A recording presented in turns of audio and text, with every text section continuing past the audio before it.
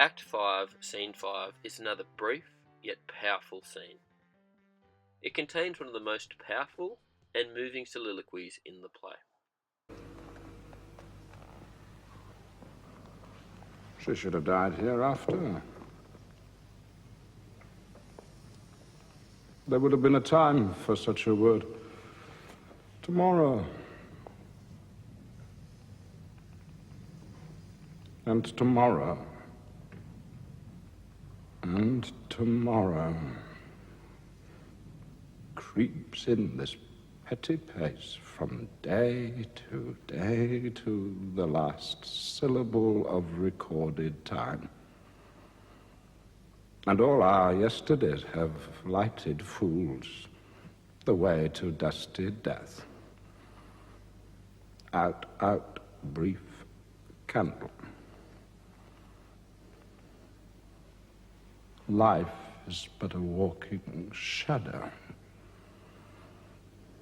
A poor player that struts and frets his hour upon the stage. And then is heard no more.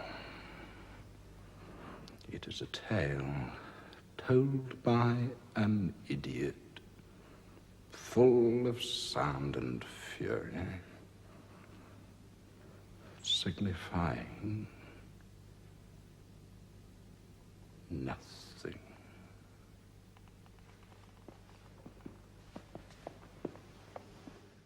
There is a wonderful video of Sir Ian McKellen analysing the soliloquy, which I have linked to the video.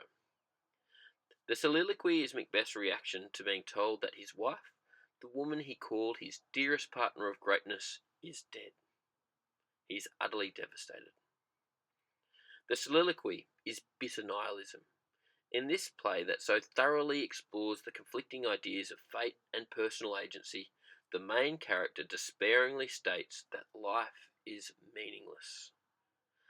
Out, out, brief candle. Life's but a walking shadow, a poor player, that struts and frets his hour upon the stage, and then is heard no more. A walking gentleman is someone who is available to walk on and play a meagre part. And in this metaphor, Macbeth is saying that life is even less than the meanest player in a company. It is a shadow. Macbeth finishes the soliloquy in utter despair, saying that life is a tale told by an idiot full of sound and fury, signifying nothing. It's fascinating to analyse Shakespeare's use of rhythm in these lines. The soliloquy flits between regular lines, blank verse of 10 syllables, and irregular lines. I think the final line, which is an irregular line of just 2 words, is loaded with meaning, signifying nothing. If you were writing an essay about the form or structure of Macbeth, I think this irregular line would be interesting to explore. The line has only 6 syllables, so it feels as if there is an emptiness that exists after the final word, nothing. Where the final 4 syllables should sit. There is a pause after the word nothing, which evokes a feeling of nothingness. In this soliloquy, the form therefore mirrors the content, and they work together to capture Macbeth's despair at the meaninglessness of life. I'm not going to say too much more about this soliloquy, even though there is much more to say, because Sir Ian says it much better than I ever could. So, look, I urge you to watch his video if you're interested. Act 5, Scene 6 is the briefest scene in the play, being only 10 lines long. There is an exchange between Malcolm, Seward, and Macduff before the battle with Macbeth. In Act 5, Scene 7, Macbeth opens with the lines, "They have tied me to the stake, I cannot fly. But bear-like I must fight on the course." Here Macbeth is comparing his plight to that of a bear in bear baiting. Bear baiting was a cruel pastime which involved setting fighting dogs loose on a bear that was chained up. The ensuing fight was extremely bloody.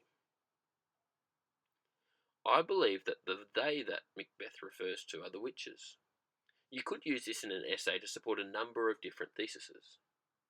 It could support an argument that the witches manipulated Macbeth through a series of half-truths, and these half-truths are what restricts Macbeth.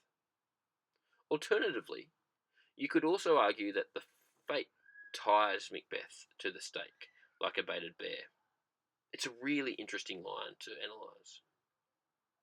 Macbeth stalks through the battle, waiting to meet the man not born of woman.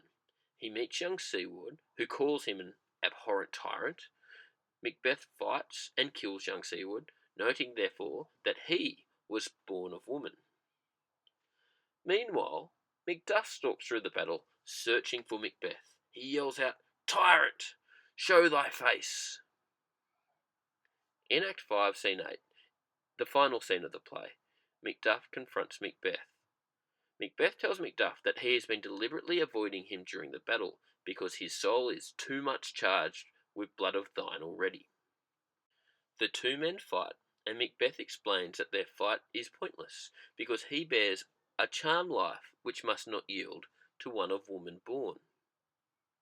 Macduff retorts that he was from his mother's womb untimely ripped. This means that his mother had a caesarean section.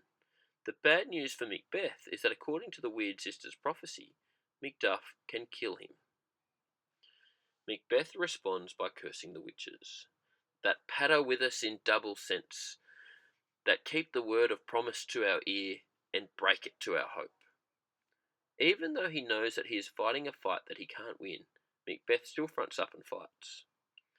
And in an essay analysing gender in the play, you might consider what this means in regards to masculinity. Yet I will try the last, before my body I throw my warlike shield.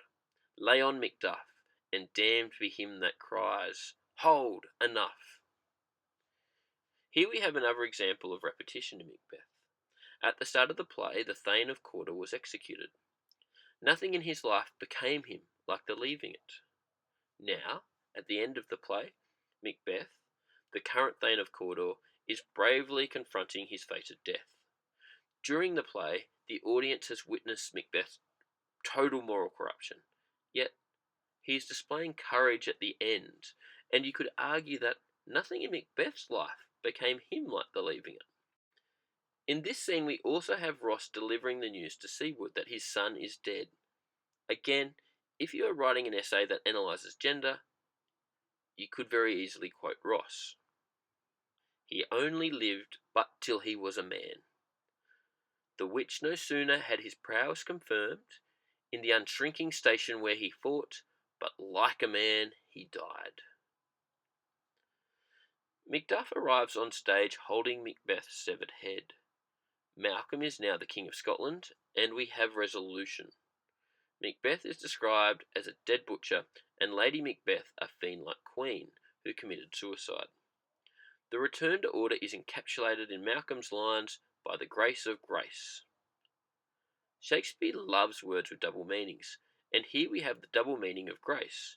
The first important meaning is that it is a virtue coming from God, and the second important meaning is that Scottish monarchs are addressed as Your Grace.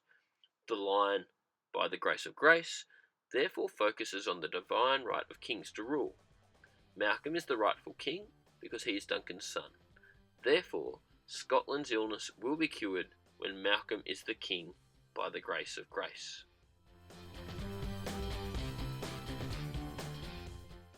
And that's it.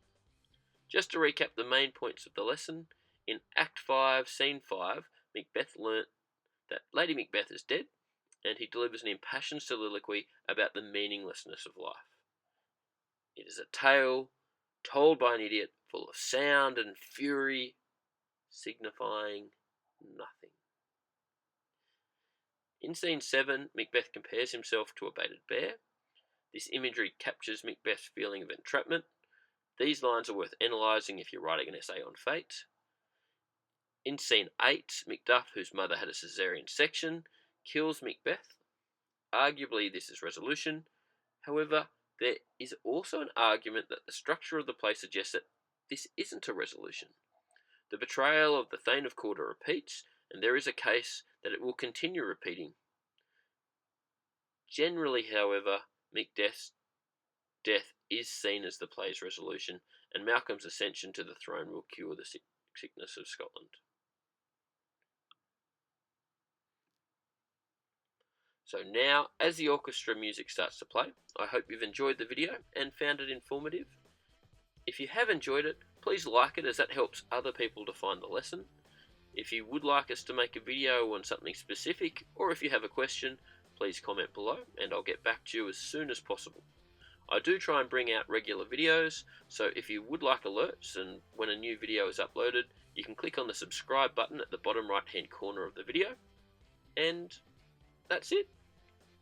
Thanks so much for watching.